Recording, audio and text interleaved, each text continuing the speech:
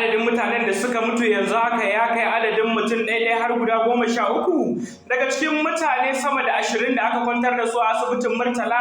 bayan wancan matashi ya cinna musu wuta a masallaci a jihar Kano.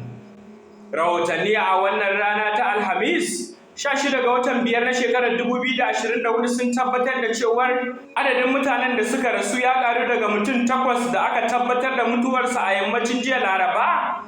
Yanzu haka an samu ƙarin mutuwar mutane 5 daga cikin mutane 24 da suke kwance a gadon asibitin Murtala. Wannan kuma ya biyo bayan zargin cinna musu wuta da wani matashi mai suna Shafi'u Abubakar yayi a unguwar garin da ke yankin Larabar Abasawa a ƙaramar hukumar Gezawa a jihar Kano.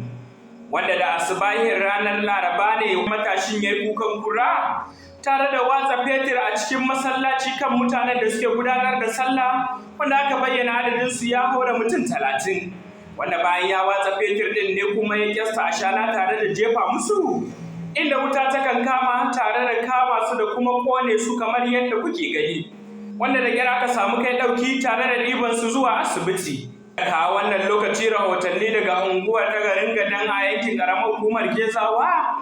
sun tabbatar da cewa tuni aka sallaci waɗancan mutane wanda suke ci gaba da rasa rayukansu ɗaya bayan ɗaya tun bayan wannan al'amari da ya same su. Sai dai kinar rundunar sandan jihar Kano ta cafke wannan matashi wanda kuma ya bayyana cewar san baya yin nadamar wannan al'amari domin kuwa ya gaya musu su daina yi masa abin da suke yi masa. Zuwa yanzu a binciken rundunar 'yan sandan jihar Kano a matakin farko na binciken da suka gudanar sun bayyana cewar al'amarin yana da alaƙa da bacin rabon gado da ya samo asali daga cikin gidansu wancan matashi, inda yanzu haka yake rike a hannun rundunar ta 'yan sanda domin ɗaukan mataki na gaba. Ku ci gaba da kasancewa da mu domin samun sahihan labarai kuma ingantattu. Sunana Fahad Kabir Mai Tata.